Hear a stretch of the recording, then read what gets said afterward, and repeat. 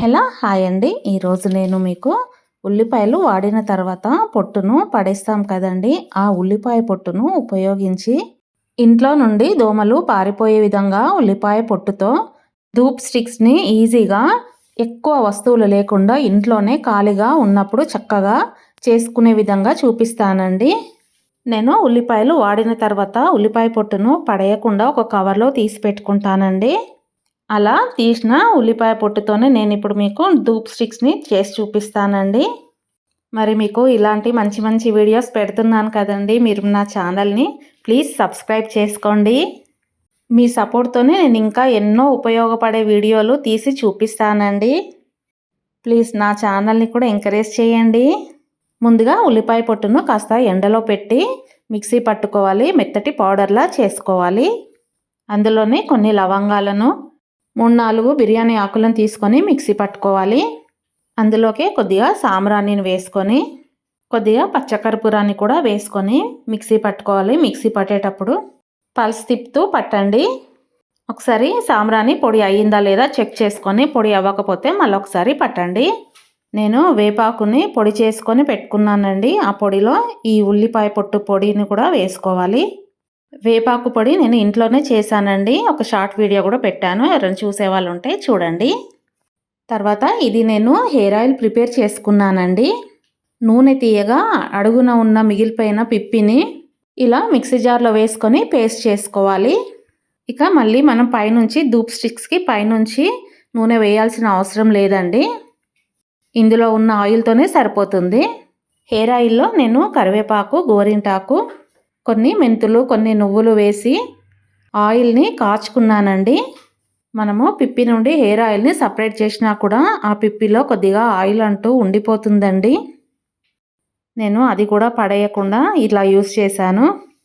మీరు కావాలంటే దీన్ని హెయిర్ బాత్ చేసుకుని ఒక గంట ముందు హెయిర్కి అప్లై చేసుకొని హెయిర్ బాత్ చేసుకోవచ్చండి. హెయిర్ అనేది బాగా సిల్కీగా స్మూత్గా తయారవుతుంది. మీరు ఒకసారి ట్రై చేసి చూడండి. ఇలా స్మూత్గా మిక్సీ పట్టుకొని పక్కన పెట్టుకోవాలి.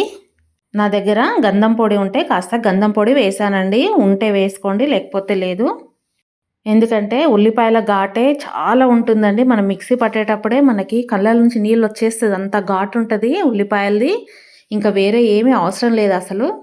కొద్దిగా జవాదు పౌడర్ కూడా వేస్తున్నానండి. ఇది కూడా కాస్త ఉంది కాబట్టి వేస్తున్నాను. ఎందుకంటే మనం దేవుడికి కాదు కదా పెట్టేది, దోమల కోసమని ఒక మూలకు పెట్టేస్తాం కాబట్టి అన్నీ అవసరం లేదు.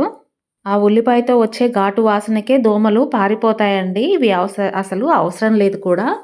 ఇవన్నీ ఒకసారి బాగా కలిసిపోయేటట్టు కలుపుకొని మనకు బైండింగ్కి కావాలి కదండి, నేను కొద్దిగా గోధుమ పిండిని వేస్తున్నాను. మీ దగ్గర ఆవు పేడ కానీ గేదె పేడ కానీ ఉంటే వేసుకోవచ్చు. మనము దేవుడికి పెట్టే ధూప్ స్టిక్స్కి అయితే ఇంకా రకరకాల ఐటమ్స్ వేస్తామండి. పసుపుని, ఇంకా వేరే చందనము అవన్నీ వేస్తాం కదా, గంధము. దీనికి ఏం అక్కర్లేదండి, ఉత్తి ఉల్లిపాయ పొట్టు గోధుమ పిండితో కూడా చేసుకోవచ్చండి. గోధుమ పిండిని ఈ పొడిలో కలిసిపోయేటట్టు బాగా ఒకసారి కలుపుకొని ఈ మిక్సీ పట్టుకున్న పేస్ట్ని కూడా వేసుకొని బాగా కలుపుకోవాలి. ఇక నుంచి మీరు కూడా ఈ ఉల్లిపాయ పొట్టును పడేయకుండా ఏదైనా కవర్లో వేసి తీసి పెట్టుకోండి. మనము ఉల్లిపాయలను అయితే రెగ్యులర్గా వాడుతూనే ఉంటాం కాబట్టి చాలా వస్తుంది.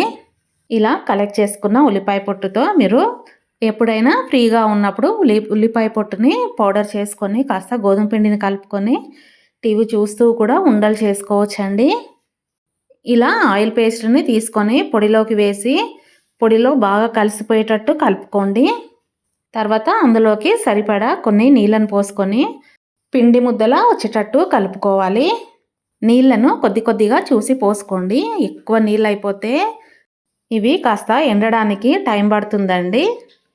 ఇప్పుడు ఈ సీజన్లో అయితే ఒక్క రోజులోనే ఎండిపోతాయి, కానీ వేరే వింటర్ సీజన్ అలాంటిదైతే కాస్త టైం పడుతుందని చెప్తున్నాను. ఇలా వీడియోలో చూపిస్తున్న విధంగా ముద్దలా రావాలండి. చేతికి తీసుకుంటే ముద్దలా రావాలి.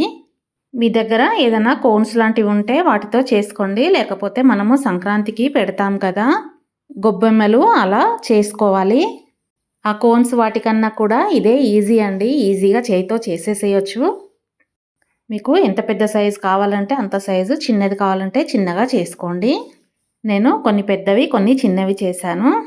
ముద్దని ఇలా గట్టిగా కొద్దిగా ప్రెస్ చేసుకుంటూ చేసుకోవాలి. లోపల గాలిలాగా ఉంటే విడిపోతుందండి. లోపల గాలి లేకుండా గ్యాప్స్ లేకుండా ముద్దను ప్రెస్ చేసుకుంటూ చేసుకోండి. ఇలా అన్నీ గొబ్బెమ్మలుగా చేసుకొని ఎండకు పెట్టుకోవాలి. మీకు నచ్చిందా? నచ్చితే నా ఛానల్ని సబ్స్క్రైబ్ చేసుకోండి. అలాగే లైక్ కొట్టి షేర్ చేయండి. మీకు తప్పకుండా ముందు ఇంకా ఎన్నో వెరైటీస్ ఉపయోగపడే వీడియోస్ చేస్తానండి. ఆగండి ఒకటి నేను కాల్చి చూపిస్తాను, ఆగండి. వీటిని ఎండలో పెడతాను ఇప్పుడు. ఈరోజంతా చక్కగా ఎండిపోయాయండి. ఇప్పుడు నేను కాల్చి చూపిస్తాను ఒకటి. నేను ఆనియన్ పీల్ని మిక్సీ పట్టేటప్పుడు ఎండిన నిమ్మకాయలు కూడా ఉంటే వేసానండి, అది చెప్పడం మర్చిపోయాను.